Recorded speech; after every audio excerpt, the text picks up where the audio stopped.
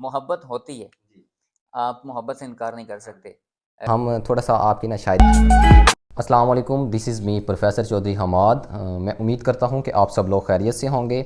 آج ہمارے ساتھ بہت ہی اہم شخصیت پروفیسر محسن رضا عاقل صاحب موجود ہیں، جو کہ آج ہماری اس بوڈ کاسٹ کا حصہ بنے ہیں۔ سو ہم سر کو ویلکم کرتے ہیں۔ سر السلام علیکم۔ وعلیکم السلام حماد، بہت شکریہ، نوازش آپ نے مجھے بلایا اور عزت افزائی کی۔ Thank you very much sir, first of all کہ آپ نے ہمیں وقت دیا اور اپنے قیمتی وقت میں سے ہمارے لیے کچھ لمحات نکالے۔ سو سر، سب سے پہلے تو ہم اپنے آڈینس کو بتائیں گے کہ آپ کے بارے میں، کہ کائنڈلی آپ اپنے بارے میں بھی کچھ ورڈنگ بتائیں کہ آپ کا تعارف ہو جائے ہمارے آڈینس کو۔ جیسا کہ آپ نے نام تو پہلے بتا دیا، ایم اے اردو کیا سرگودا یونیورسٹی سے، بھاگٹا والا سے ہی میٹرک ہے، اس کے بعد انٹرمیڈیٹ بھی بھاگٹا والا کالج سے ہے، گریجویشن بھاگٹا والا کالج سے، اور پھر بھاگٹا والا میں ایک اسکول میں، پرائیویٹ اسکول میں ایز اے پرنسپل بھی رہا ہوں۔ اس کے بعد ابھی جو ریسنٹ ڈیزگنیشن ہے وہ سپیریئر کالج کوٹ مومن میں ایچ او ڈی ہوں اردو ڈپارٹمنٹ کا۔ تقریباً 4 سال ہو گئے مجھے وہاں پڑھاتے ہوئے، تو ساتھ شعر و شاعری کا سلسلہ بھی چل رہا ہے، اور بس یہی کچھ۔ ایک کتاب بھی ہے اداس کیوں ہو کے نام سے، وہ بھی پبلش کروائی ہے۔ دوسری کتاب جو ہے وہ انشاءاللہ 1 سال 1.5 سال میں وہ بھی آ جائے گی۔ بہت بہتر۔ اچھا سر، آپ نے اتنا ایک ڈیوریشن کے بارے میں ہمیں بتایا، تو کائنڈلی آپ بتائیں کہ اتنا دورانیہ گزارنے کے بعد آپ کا سب سے یادگار اور سب سے میموریبل وقت جو گزرا ہے وہ کس حوالے سے تھا؟ زندگی میں جو سب سے اچھا وقت میرا گزرا ہے، جو میرے پروفیشن کو لے کے گزرا ہے، وہ کالج میں گزرا ہے۔ وہاں مجھے بہت اچھے اسٹوڈنٹس ملے، وہاں بہت اچھے ٹیچرز ملے، ان کے ساتھ ایک بہت اچھی باؤنڈنگ ہے، کولیبوریشن ہے ان کے ساتھ۔ اور سب سے اچھی بات یہ کہ وہاں مجھے اون شرازی صاحب ملے، کیا بات! ان سے میں نے بہت کچھ سیکھا۔ وہ ایک بڑے آدمی ہیں، ایجوکیشنسٹ ہیں۔ ہمارے ہاں صرف مسئلہ یہ ہے کہ ایجوکیشن کو لے کے لوگ انویسٹر ہیں، وہ صرف ادارے بنا کے بیٹھے ہیں، انہیں ایجوکیشن کی اے بی سی کا بھی نہیں پتہ۔ لیکن میں تو یہ بلیسنگ ہے میرے لیے کہ میں نے اون شرازی صاحب کے ساتھ کام کیا، جو بنیادی طور پہ انویسٹر نہیں بلکہ ایجوکیشنسٹ ہیں۔ مطلب سر، آپ کہنا چاہتے ہیں کہ اون رضا صاحب جو ہیں وہ اپنے ہر حوالے سے ہمارے جتنے بھی ایجوکیشنل انسٹیٹیوٹ ہیں تو سب سے ڈیفرنٹ ہیں۔ بالکل، بہت مختلف ہیں، ان کا ورکنگ کا سٹائل بڑا مختلف ہے، وہ جذباتی ہو کے کام کرتے ہیں اور ایک طرح سے جنونی آدمی ہے اپنے کام کو لے کے، اس لیے وہ مجھے بہت۔ اگر آپ ہماری اس ویڈیو کو دیکھ رہے ہیں، اگر آپ ہماری اس بوڈ کاسٹ کو دیکھ رہے ہیں، تو سر فرسٹ آف آل ہم آپ کا تہہ دل سے شکریہ ادا کرتے ہیں کہ آج کے دور میں اور خصوصاً اس گہما گہمی کے دور میں جہاں پہ ہر شخص اپنی ایک الگ دنیا کے اندر گھوم رہا ہے اور اپنے لیے ہی مفاد پرستی کے چکر میں گھوم رہا ہے، تو اون رضا صاحب جو ہیں وہ واقعی ہمارے لیے تعریف کے قابل ہیں اور داد کے قابل ہیں، اور ہماری اس دنیا میں ایسے لوگ بہت کم ملتے ہیں۔ سو سر، ہم اگلے اپنے سوال کی طرف بڑھتے ہیں۔ تو آپ کائنڈلی ہمیں بتا سکتے ہیں کہ آپ نے ابھی تذکرہ کیا اپنی شاعری کے حوالے سے، تو یہ شاعری کا شوق اچانک ایک ٹیچنگ پروفیشن سے اور اچانک ہی ایک الگ انوائرمنٹ سے آپ اچانک شاعری کی طرف کیسے آ گئے؟ اس پہ میں ایک جملہ آپ کے سامنے کہتا ہوں کہ کہا یہ جاتا ہے شعراء کے متعلق کہ شاعر آ کے نہیں بنتا، بن کے آتا ہے۔ یعنی یہ خدا داد صلاحیت ہوتی ہے اور یہ بہت کم لوگوں میں ہوتی ہے۔ مجھے انٹرمیڈیٹ میں جب تھے یہاں بھاگٹا والا کالج میں، تو یہاں کتابیں پڑھنا اور لائبریری سے بہت سی کتابیں لے کے پڑھیں، اور پھر گریجویشن میں بھی وہیں پہ تھے، تو وہاں مجھے بہت سے شعراء کو پڑھنے کا موقع ملا، جس میں سب سے بڑا نام جس کو میں نے بہت زیادہ پڑھا وہ شہید محسن نقوی ہیں۔ محسن نقوی میرے پسندیدہ شاعر ہیں، اس کی بہت سے وجوہات ہیں، ایک بہت اچھا بڑا نام نام ہے ہے، ان کا۔ یعنی وہ ہر حوالے سے بڑا نام ہے، اردو غزل کے حوالے سے، آزاد نظم کے حوالے سے، مرثیہ کے حوالے سے، سلام کے حوالے سے، منقبت، نعت، حمد، کون سی صنف ہے جو شہید محسن نے نہیں کہی۔ تو ان کو پڑھا، انہوں نے بہت اثر چھوڑا میری ذات پہ اور شخصیت پہ۔ ان سے انسپائر ہو کے پھر میں نے سب سے پہلے نوحہ لکھنا شروع کیا۔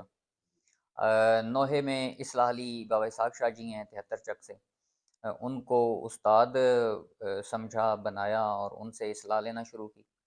تو یہ وہاں سے سفر ایک شروع ہوا، نوحے سے شروع ہوا، اور آج غزل بھی کہہ رہا ہوں، آزاد نظم بھی کہتا ہوں، اور یہ مختلف اصناف میں شعر کہنے کی کوشش کر رہا ہوں۔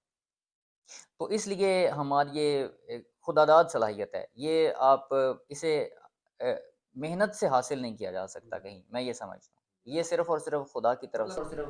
مطلب آپ یہ کہنا چاہتے ہیں کہ محنت کے ساتھ ساتھ یہ ایک ایسی چیز ہے جس میں آپ کا جذبہ بھی ہونا چاہیے، بہت زیادہ، جذبہ اور بہت زیادہ، اور جنون، یہ چیزیں طبیعت ہونی کی چاہیے۔ موزونیت، یعنی بہت یہ میں ڈیٹیل سے اگر بات کریں تو میں یہ بتاؤں آپ کو کہ اس میں عروض کے کچھ قوانین ہیں وزن کو، شعر کو برابر کرنے کے لیے، لیکن مجھے وہ قوانین نہیں معلوم، لیکن میں پھر بھی شعر وزن میں کہہ لیتا ہوں۔ اس کا مطلب یہ ہے کہ یہ سراسر خدا داد صلاحیت ہے جو اللہ نے عطا کی ہوئی ہے۔ یہ ایسا ہے، بالکل ایسا ہی ہے۔ اور جو شخص قوانین کے بغیر خود اپنی صلاحیتوں کو آگے اجاگر کر کے لے کے جاتا ہے نا، تو وہ تو بہت ہی اعلیٰ ظرف کا مالک ہوتا ہے۔ تو اسی کے ساتھ ساتھ آپ کائنڈلی ہمیں یہ بتائیں کہ دیکھیں، ابھی آپ نے جس طرح شاعری کی ساری باتیں کی اور اپنا پورا ایک حوالہ دیا، تو ایسا ہوتا ہے بعض اوقات کہ ایک عاشق محبوب کے چکر میں پڑ کے اور اپنے عشق میں جو کہتے ہیں کہ ناکام ہو کر، یا کسی اور درد کی وجہ سے، یا معاشرے کی وجہ سے، ان سب معاملات کی وجہ سے اپنی شعر و شاعری کو شروع کرتے ہیں۔ آپ کی ایسی کیا وجہ تھی کہ جو آپ کو شاعری کی طرف آنا پڑا؟ ایک شعر سناتا ہوں، خنجر چلے کسی پہ تڑپتے ہیں ہم امیر، سارے جہاں کا درد ہمارے جگر میں ہے۔ یہ کہا یہ جاتا ہے اکثر اوقات کہ شاعر کو کوئی محبت میں ناکامی ہوتی ہے تو اس لیے وہ شعر کہنا شروع کر دیتا ہے۔ دیکھیں، محبت میں ناکامی کسی کو بھی ہو سکتی ہے اور بہت سے لوگوں کو ہوتی ہے، لیکن وہ شعر نہیں کہتے۔ اب شاعر کو اگر ناکامی ہوئی تو اس نے شعر کی صورت میں اسے بیان کرنا شروع کر دیا، تو یہ ناکامی کی وجہ سے شعر نہیں ہوا، شعر اس کے ہاں پہلے ہی موجود ہے۔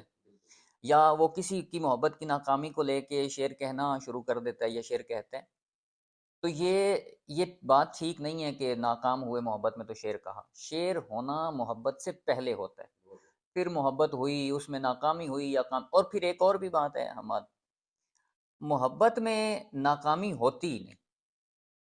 محبت سراسر ہونے والا عمل ہے، سر بسر ہونے والا عمل ہے، اس میں کسی کا ملنا، بچھڑنا، دور ہونا، ہونا نہ ہونا یہ میٹر ہی نہیں کرتا۔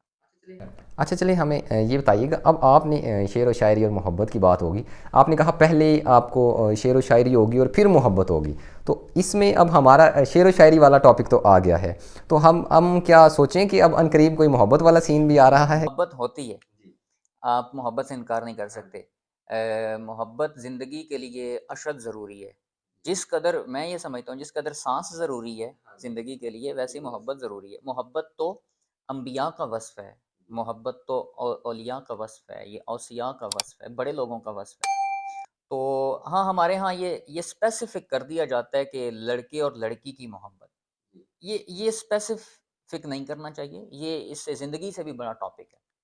محبت کسی سے بھی ہوتی ہے، کسی سے بھی ہو سکتی ہے، تعلق ہے نا بنیادی طور پہ۔ محبت احترام کا نام ہے، خلوص کا نام ہے، ہمدردی کا نام ہے، وقف کرنے کا نام ہے، اپنی ذات کے دائرے سے باہر نکل جانے کا نام ہے۔ تو اس لیے یہ اس لڑکے اور لڑکی سے کہیں بڑا ٹاپک ہے، اس کو ہم اس نظر سے دیکھنا چاہیے۔ لیکن لڑکے اور لڑکی کی محبت بھی ایک حقیقت ہے اور اس سے کوئی انکار نہیں۔ اور ہماری دنیا آج کل اس کو بہت آگے پروموٹ کر چکی کوئی ہے۔ شک نہیں، جی کوئی شک نہیں۔ بالکل۔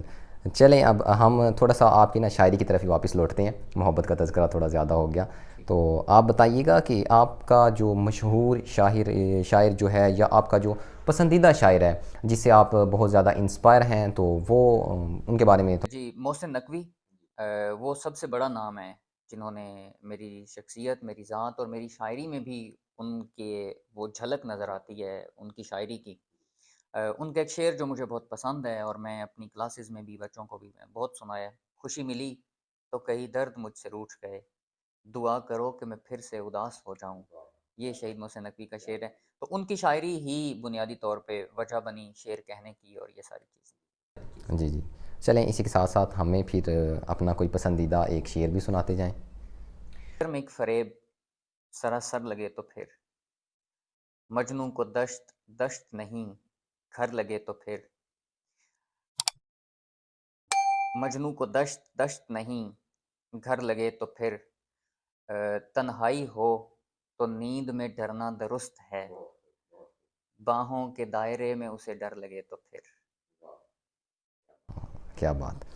چلیں اچھا سر، ابھی ریسنٹلی آپ کی ایک نظم ہے آخری میسج، آخری پیغام، تو ابھی وہ میرے سننے میں آیا ہے کہ بہت زیادہ مشہور ہے، تو اس کا خیال آپ کو کیسے آیا اور کیا وجہ بنی اس کی، وجہ شہرت کی جو وہ اتنی مقبول ہو گئی؟ مواد ہماری سوسائٹی کی ایک حقیقت ہے، سب سے بڑی حقیقت. دیکھیں اللہ نے انسان کو بہت سارے رشتے بنا کے دیے ہیں. یعنی انسان جب پیدا ہوتا ہے تو ماں کا رشتہ بنا بنایا ہے، باپ کا رشتہ بنا بنایا، بہن کا رشتہ بنا بنایا، بھائی چچا ماموں، یہ سارے رشتے بنے بنائے رشتے ہیں، یہ بنانے نہیں پڑتے کسی کو. لیکن اللہ نے ایک رشتہ آپ پہ چھوڑ دیا کہ آپ وہ خود بنا لیں. اب یہ آپ قرآن کی طرف چلے جائیں وہاں بھی موجود ہے، حدیث کی طرف چلے جائیں وہاں پہ بھی موجود ہے. وہ ہے میاں اور بیوی کا رشتہ تعلق، کہ ایک مرد اپنے لیے منتخب کر سکتا ہے کسی خاتون کو، اور ایک خاتون منتخب کر سکتی ہے کسی مرد کو اپنے لیے. یہ وہ رشتہ ہے جو آپ خود بنا سکتے ہیں، اللہ نے آپ کو اجازت دی. لیکن ہمارے معاشرے میں بنیادی طور پہ بہت سی پابندیاں اور بہت سی قدغنیں ہیں، بہت سی رکاوٹیں ہیں کہ آپ کسی کو منتخب نہیں کر سکتے. اب اس جو نظم کا تھیم ہے وہ بھی بنیادی طور پہ اسی معاشرتی مسئلے پہ میں نے وہ نظم کہی ہے. اس کا تھیم یہ ہے، عنوان یہ ہے کہ رکاوٹیں ڈالی جاتی ہیں. جب کوئی کسی کو منتخب کرتا ہے تو پھر اسے اس کی طرف بڑھنے نہیں دیا جاتا، اسے روک دیا جاتا ہے. تو دو محبت کرنے والوں کے درمیان جو رکاوٹ ہے اس کو بیان کیا گیا ہے، اور یہ اس لیے بیان کیا گیا کہ شاید سوسائٹی اس کو ذرا نارملائز کرے، لوگوں کو ان کی زندگی جینے دے، تعلقات بنانے دے.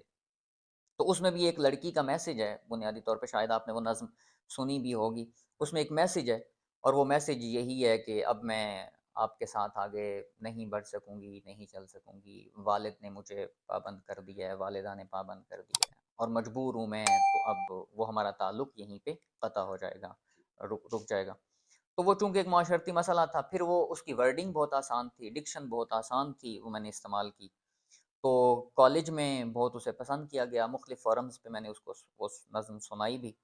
تو بنیادی طور پہ تو وہ معاشرتی مسئلہ تھا، اور وہ معاشرتی مسئلہ ہر آدمی کا مسئلہ ہے، ہر کالج پڑھنے والے لڑکے کا مسئلہ ہے، ہر یونیورسٹی جانے والی لڑکے اور لڑکی کا مسئلہ ہے. سوسائٹی انہیں آزاد کرتی ہے لیکن پھر اپنی گرفت میں بھی رکھتی ہے. ماں باپ بازار بھیجتے بھی ہیں، لڑکی لڑکے کو یونیورسٹی بھیجتے بھی ہیں، کالج بھیجتے بھی ہیں کہ پڑھے گا، لیکن وہاں پہ کچھ اور معاملات بھی ہو رہے ہوتے ہیں. پھر جب وہ ہو جاتے ہیں تو پھر وہ ان کو اپنی وہ ساری برادری نظر آنے لگتی ہے، قبیلہ نظر آنے لگتا ہے، ذات نظر آنے لگتی ہے، مذہب اور فرقہ نظر آنے لگتا ہے. تو یہ ساری چیزیں پھر وہ تعلق کو جو لڑکے اور لڑکی کا بنا ہوتا ہے اس کو منقطع کر دیتے ہیں. تو میں اس میں ایک پیغام بھی دوں گا آپ کے اس سوال کے جواب میں، کہ لوگوں کو سہولت دیں، لڑکے اور لڑکی کو اپنے لیے کسی دوسرے کو منتخب کرنے کی سہولت دیں. اگر نہیں دیں گے تو سوسائٹی اچھا نہیں سر، دے گی. ہمارے سوسائٹی میں آج بھی وہی پرانی روایات اور پرانے رسم و رواج قائم ہیں کہ مطلب لڑکی اور لڑکے، اگر ہم لڑکی کی بات کریں تو وہ تو چلیں ایک پردہ دار ذات ہے، اور مطلب زیادہ اختیار کی مالک نہیں ہوتی. لیکن آج کے دور کے اندر جو لڑکے ہیں تو ان کے پاس تو ان چیزوں کا اختیار بہت زیادہ دیا گیا ہے، اور یہ چیزیں ان میں بہت زیادہ ہائی لائٹ کی گئی ہیں کہ وہ جب چاہیں جس وقت چاہیں وہ اپنی مرضی کر سکتے ہیں. لیکن آج بھی دیکھنے میں ملتا ہے کہ لڑکوں کا بھی اور لڑکی کا بھی، کہ ان کو اپنی ذات پات کی وجہ سے بہت سے مسائل کا سامنا کرنا پڑتا ہے. تو یہ وقت کے ساتھ ساتھ جتنا دورانیہ ہے یہ بڑھ رہا ہے، کم بھی ہو رہا ہے. مطلب آپ کی جتنی شاعری ہے یا جو آپ کی ابھی آخری نظم تھی وہ ان چیزوں کے مطابق تھی. شاعری جو ہے وہ معاشرے کی اصلاح بھی کیا کرتی ہے. شاعر کا یہ بھی کام ہے کہ وہ معاشرے کو بہتر کرنے کی کوشش کرتا ہے. یعنی معاشرے میں جو وائلنس ہے، جو تشدد ہے، جو بری روایات ہیں، ان کو ختم کرنے کے لیے بھی شاعری تحریک کی وجہ بنتی ہے. تو جیسا کہ میرے 4 مصرے ہیں جنہیں بہت پسند کیا گیا: زباں سے کچھ نہیں کہتی، بڑی مؤدب ہے، وہ اپنے غم بھی خوشی میں شمار کرتی ہے. ہمارے گاؤں کی لڑکی سے پیار مت کرنا، وہ اپنے باپ کی پگڑی سے پیار کرتی ہے. کیا بات، بہت اب خوب جی، یہ بہت چیز خوب. ہے کہ وہ پگڑی سے پیار اس لیے کرتی ہے کہ وہ باپ کو انکار نہیں کر سکتی. ہاں، باپ کی عزت ہے، وہ اس کو انکار نہیں کرے گی، وہ خود کو مار لے گی، خود کو اذیت میں مبتلا کر لے گی، اپنا تعلق جو اس نے بنایا ہے کسی سے وہ قطع کر دے گی، ختم کر دے گی، لیکن باپ کے سامنے کھڑی نہیں ہو سکتی. یہ ہماری سماجی روایت بھی ہے، قدر بھی ہے. لیکن لیکن اگر اس کو بہت بغور دیکھیں تو اس کو حق حاصل ہے کہ وہ کسی کو منتخب کر سکتی ہے، مذہب اس سے روکتا نہیں ہے، اور جو معاشرہ روک رہا ہے وہ غلط کر رہا ہے۔ یہ جھوٹی ذات پات برادری اور یہ ساری چیزیں، یہ جھوٹ پہ مبنی ہے سب کچھ۔ آپ ایک گھر سے معاشرہ بنتا ہے، جب گھر ہی ٹھیک نہیں بن رہا، جب دو لوگ ایک دوسرے کے ساتھ رہنا ہی نہیں چاہ رہے اور آپ انہیں باندھ رہے ہیں، تو وہ کیسے اچھا گھر بن سکے گا؟ کبھی بھی نہیں اچھا بن سکے اچھا سر دیکھیں، ہمارے جس طرح کئی شعراء گزرے ہیں جن میں علامہ اقبال ہیں اور ان کے علاوہ اور بھی مشہور شخصیات ہیں، تو ہر ایک کا نا اپنا شاعری کو پرونے کا انداز الگ ہوتا تھا، اور ان کا ایک الگ ہی انداز ہوتا تھا کہ وہ رات کے کچھ اوقات میں سوئے ہوئے لیٹے ہوئے ان کے دماغ میں کچھ مصرے، کچھ اشعار، کچھ الفاظ آ جاتے تھے، اور اسی کے علاوہ چلتے پھرتے کچھ اشعار آ گئے، کسی کی بات سنی تو کوئی بات ذہن میں آ گئی۔ تو آپ کا کیا طریقہ کار یا کیا ایک سکیجول ہے کہ جس کے مطابق آپ کی شاعری جو ہے وہ فروغ پا رہی ہے؟ دیکھیں، مختلف شعراء کے ہاں شعر کہنے کے مختلف انداز ملتے ہیں۔ ابو نواس کے متعلق یہ مشہور ہے کہ وہ سامنے پھول رکھتا تھا تو پھر شعر ہوتا تھا اس سے، پھر وہ شعر کہتا تھا۔ تو یہ ایک تو معاملہ ہے کہ یہ سارے کا سارا معاملہ آمد کا ہے، کہ جب آمد شروع ہو گئی، شعر ہونا شروع ہوا، تو پھر آپ کہیں بھی بیٹھے ہوئے ہیں تو آپ باقی ماحول سے غافل ہو جائیں۔ ہاں، انور مسعود صاحب نے کہا تھا شاید کہ شعر خود دروازے پہ آ کے دستک دیتا ہے کہ اٹھو مجھے لکھو، پھر یہ ہے آمد۔ یا انہوں نے یہ کہا ہوا ہے کہ شاعر کیا کرتا ہے کہ وہ لوگوں کے زبان سے بات لیتا ہے اور اپنا ہنر اس میں شامل کر کے ان کے کانوں کو واپس کر دیتا ہے۔ بس شاعر کا یہ کمال ہے کہ وہ بات کو اور زیادہ خوبصورت باتیں معاشرے میں موجود ہیں، آپ بھی سن رہے ہوتے ہیں، ہم بھی سن رہے ہوتے ہیں، ہم ذرا اس کو موڈیفائی کرتے ہیں، ذرا بہتر کر کے پیش کرتے ہیں۔ میرے ہاں ایک چیز یہ ہے کہ شعر کہنے کے لیے مجھے، اگر میں چل رہا ہوں، یعنی پیدل چل رہا ہوں یا سفر کر رہا ہوں، گاڑی میں ہوں، موٹر سائیکل پہ ہوں، کہیں بھی سفر میں ہوں، تو مجھ سے شعر ہوتا ہے۔ یعنی کہیں رکا ہوا ہوں، بیٹھا ہوا ہوں، تو شعر کم ہوئے ہیں۔ مطلب موو کرتے کرتے کوئی اچانک ہی آپ کے اندر انرجی آ جاتی ہے جس سے آپ جو ہے نا وہ شعر کہنا شروع کر۔ بالکل، موو کرتے ہوئے شعر کہنا وہ ایک میرا طریقہ یا میرا انداز ہے کہ چلتے ہوئے میں نے ڈھیر ساری ایسی غزلیں، نظمیں، بہت کچھ ایسا ہے جو میں نے چلتے پھرتے کہا۔ ایک نا بہت امپورٹنٹ کویسچن ہے اور جو ہمیں فیس بھی کرنا پڑتا ہے۔ اب دیکھیں ہماری جو ینگ جنریشن ہے نا وہ قدیم دور کی نسبت اب بہت زیادہ ہائی لائٹ ہو رہی ہے اور بہت زیادہ ایڈوانس طریقہ کار کی طرف جا رہی ہے۔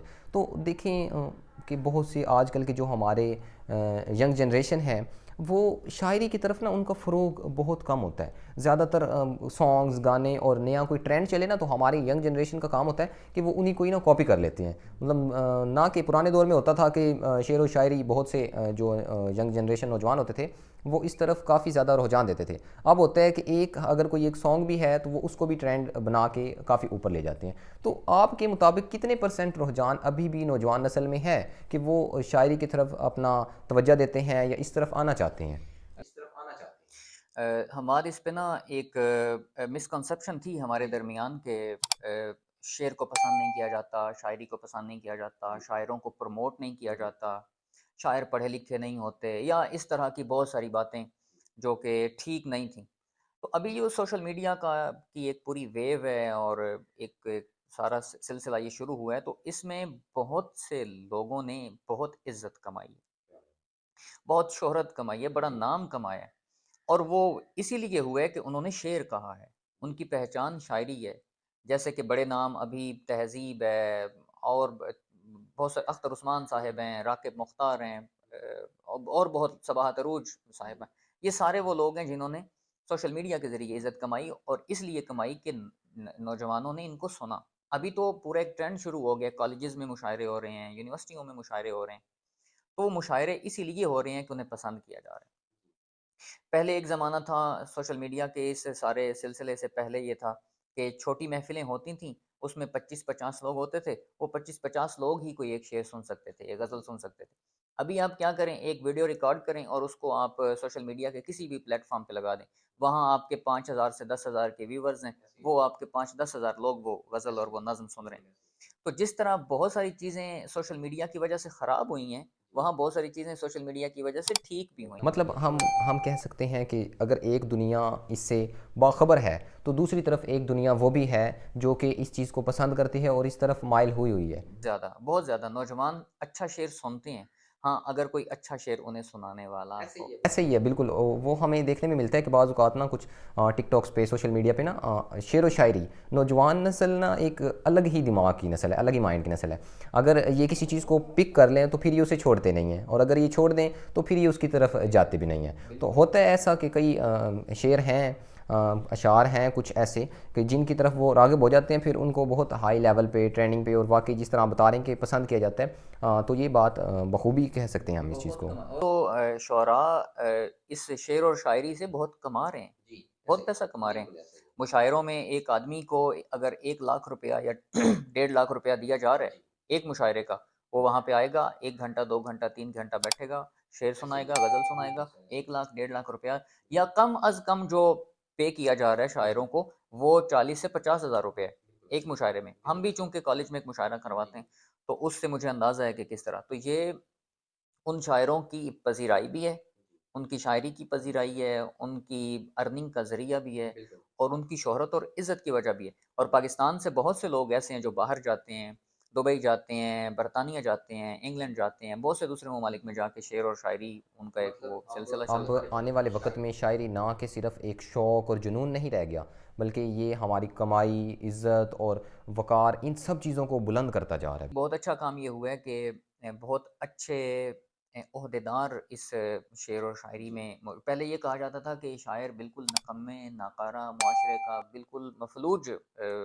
حصہ ہوتے ہیں، ان کا کوئی کام نہیں ہوتا شعر کہنے کے علاوہ۔ لیکن آپ ابھی دیکھیں تو سی ایس پی لوگ بھی ہیں جو شعر کہہ رہے ہیں، رحمان فارس کو آپ دیکھیں، ابھی بھی شاید وہ ملتان میں کمشنر ہیں یا اسسٹنٹ کمشنر ہیں، وہ شعر کہہ رہے ہیں۔ تو یہ ایسے لوگ بھی موجود ہیں جو بہت اچھے عہدوں پہ موجود ہیں، لیکن وہ شعر اور شاعری کی خدمت بھی ساتھ کر رہے ہیں۔ بہت خوب، ٹھیک ہو گیا۔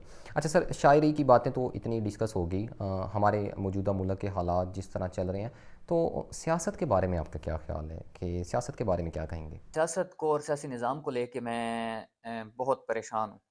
میں پاکستان کا مستقبل خاکم بدہن برے لفظ کہہ رہا ہوں، لیکن جس طرح ابھی سیاسی نظام چل رہا ہے، میں پاکستان کا مستقبل اس سیاسی نظام کے ساتھ بہت روشن نہیں دیکھتا۔ یہ میں اچھے دل سے نہیں کہہ رہا، برے دل سے یہ بات کر رہا ہوں، کیونکہ ہمیں بہت کچھ بدلنے کی ضرورت ہے۔ سب سے پہلے تو ہمارا جو سیاسی کلچر ہے، سیاستدانوں نے جس طرح اسے ڈیولپ کر دیا ہے، یہ بالکل تباہی اور بربادی والا کلچر ہے۔ ابھی آپ اس سے پیچھے دیکھیں، الیکشن جس طرح ہوئے، جس طرح گورنمنٹ بنی اور جو کھچڑی پکی، یہ تو گورنمنٹ تھوڑی کھچڑی زیادہ ہے، یہ جس طرح بنی اور جو کچھ ہوا، یہ پاکستان کے لیے کوئی بہت نیک شگون نہیں ہے۔ اور اس میں سب سے بڑا جو ہاتھ ہے وہ ہمارا اسٹیبلشمنٹ کا ہے، وہ ہمارا سیاستدانوں کا ہے، اور کہیں نہ کہیں وہ لوگ جو ان دونوں کے پیچھے بیٹھے ہیں، وہ کرتا دھرتا ہیں، وہ بیرونی طاقتیں ہیں، وہ پاکستان کو چلا رہی ہیں، اور پاکستان کی نوجوان نسل مایوسی کے اس دہانے پہ ہے کہ وہ پاکستان چھوڑنا چاہ رہے ہیں۔ ہاں جی بالکل، ابھی جیسا کہ دیکھا جاتا ہے کہ ہمارے موسٹلی نوجوان ہیں جو وہ نہ کہ صرف ذریعہ آمدن کمانے کے لیے، اگر ذریعہ آمدن کی بات کریں تو پاکستان میں میرے خیال سے بہت کم وسائل رہ گئے ہیں اور ذرائع رہ گئے ہیں کہ جن کی بدولت نوجوان نسل جو ہے وہ آگے جا سکے۔ زیادہ تر نوجوان نسل بے روزگاری کا شکار ہے۔ تو جیسا کہ ابھی آپ کہہ رہے ہیں کہ باہر کی طرف رخ کریں، تو بخوبی اس بات میں کوئی شک نہیں ہے کہ جتنے بھی نوجوان نسل ہے وہ نہ کہ صرف اپنی ایک کمائی کے لیے بلکہ اپنے ملک سے ایک کہتے ہیں کہ ایک ناراض ہو کر۔ اچھا لائف سٹائل چاہیے ہے نا، ہر آدمی کو اچھا لائف سٹائل چاہیے۔ پاکستان میں وہ اچھا لائف سٹائل نہیں مل رہا آپ کو۔ کرپشن اور یہ سارے معاملات تو بعد میں آتے ہیں، ایک آدمی جس کا بنیادی حق ہے عزت اور احترام، پاکستان میں افراد کو اور عوام کو وہ بنیادی حق بھی حاصل نہیں۔ آپ کسی بھی آفس میں چلے جائیں، سرکاری دفتر میں چلے جائیں، وہاں آپ کو بے عزت ہو کے ہی نکلنا پڑے گا۔ وہاں پہ معاملات بہت اچھے نہیں ہیں، ان کی گرومنگ نہیں ہوئی اداروں میں لوگوں کی، وہ افسر شاہی سلسلہ ہے، وہ خود کو بادشاہ سلامت سمجھتے ہیں۔ لیکن جو باقی دنیا ہے اگر آپ اسے اسٹڈی کریں گے اور ان کا سیاسی کلچر دیکھیں گے، ان کے ایڈمنسٹریشن کو دیکھیں گے تو وہ بہت حلیم ہیں، بہت خوش طبع ہیں، قوانین بہت سخت ہیں قوانین نا؟ بہت سخت ہیں اور ان پہ عمل درآمد کروایا جاتا ہے۔ یہاں غریب کے لیے قانون ہے، امیر کے لیے قانون نہیں ہے، تو ریاستیں اس طرح نہیں چلتی۔ یہ ریاست آہستہ آہستہ نہیں بلکہ بہت تیزی سے اس دہانے کی طرف جا رہی ہے جہاں سے واپسی کا راستہ بہت مشکل ہو جائے گا، اور ہمارے بڑے لوگوں کو اس پہ غور کرنا پڑے گا، سوچنا پڑے گا۔ تو ناظرین، یہ آج کی ہماری پوڈ کاسٹ تھی پروفیسر محسن رضا عاقل صاحب کے ساتھ۔ تو ابھی ہم پروفیسر صاحب، آپ کائنڈلی ہمارے ناظرین کو، نوجوان نسل کو یا پاکستان کو کیا پیغام دینا چاہیں گے؟ جی ہمارا اس میں پیغام یہی ہے کہ پاکستان اس وقت مشکل حالات میں ہے اور نوجوان بھی مشکل حالات میں سفر کر رہے ہیں، لیکن یہ ہے کہ آپ امید کے ساتھ زندہ رہیں۔ ایک پریشانی ہوتی ہے، بڑی قومیں تبھی بنتی ہیں جب وہ پریشانی سے اور مشکل حالات سے گزرتی ہیں۔ ابھی بھی ہمارے ہاں مشکل اور یہ پھر وہ بات لمبی ہو جائے گی۔ ہم یہ 75 سال سے سنتے آ رہے ہیں کہ پاکستان مشکل موڑ سے گزر رہا ہے، وہ موڑ نہیں ختم ہو رہا اور ہم وہیں کے وہیں کھڑے ہوئے ہیں۔ نا امیدی ضرور ہے، لیکن پھر بھی ہم ریکویسٹ کرتے ہیں، میں تو اپنے سیاستدانوں سے اور ان بڑے لوگوں سے ریکویسٹ ہی کر سکتے ہیں کہ کچھ نہ کچھ بہتر کرنے کی کوشش کریں۔ نوجوان مایوسی کے پاتال میں گرتا جا رہا ہے۔ ایسا ہی ہے، بالکل ایسا ہی ہے۔ تو جیسا کہ ہمیں ابھی سر نے بتایا کہ جیسے بھی جس طرح کے بھی حالات ہوں، ہمیں کہیں نہ کہیں سے امید کی کرن آ ہی جاتی ہے، تو ہمیں مایوس نہیں ہونا چاہیے اور اپنے آپ کو اسٹرگل کی طرف لے کے جاتے رہنا چاہیے۔ ایک دن ایسا آتا ہے کہ جب انسان کو اپنا اس کا فروٹ ضرور مل جاتا ہے۔ سو یہ آج کی ہماری پوڈ کاسٹ تھی پروفیسر محسن رضا عاقل صاحب کے ساتھ۔ سو میں امید کرتا ہوں کہ ہماری آج کی ویڈیو آپ کو اچھی لگی ہے۔ اگر ہماری ویڈیو اچھی لگی ہو تو ہمارے چینل کو لائک، شیئر اور سبسکرائب ضرور کیجیے گا۔ ملتے ہیں ایک نئی ویڈیو کے ساتھ، تب تک کے لیے اللہ حافظ۔ پاکستان زندہ باد۔